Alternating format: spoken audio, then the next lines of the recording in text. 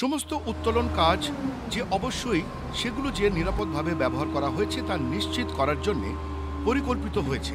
উত্তোলনমূলক কার্যক্রম গ্রহণের ব্যবস্থাগুলো একটি উত্তোলন প্ল্যানের মধ্যে অন্তর্ভুক্ত হওয়া উচিত এবং নির্দিষ্ট উত্তোলন কার্যকলাপের জন্য একটি অনুমোদিত উত্তোলন প্ল্যান ছাড়া কোনো উত্তোলনমূলক কার্যক্রম গ্রহণ করা যাবে না।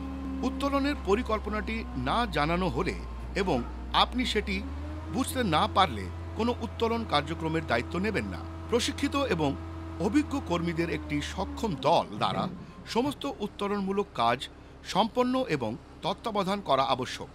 একটি উপযুক্ত দলে একজন নিযুক্ত ব্যক্তি, ক্রেন সুপারভাইজার, স্লিঙ্গার বা সংকেত প্রেরক এবং ক্রেন অপারেটর অন্তর্ভুক্ত থাকে।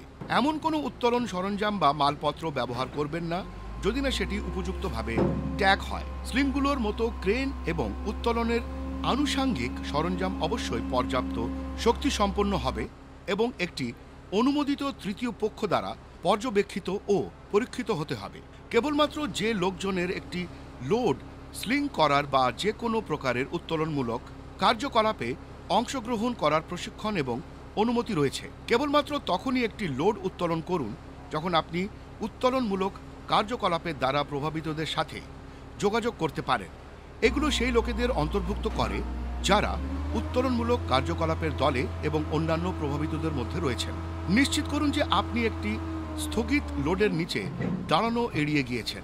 আপনি একটি লোড উত্তোলন করার আগে এটি নিশ্চিত করুন যে এটি নিরাপদ ও আপনি প্রধান কার্যকলাপ শুরু হওয়ার আগে এই উত্তোলনটির ট্রায়াল দেওয়া হয়েছে। উত্তোলনের সরঞ্জাম বা আনুষাঙ্গিক উপকরণের অপারেটিং সীমার বাইরে যাবেন।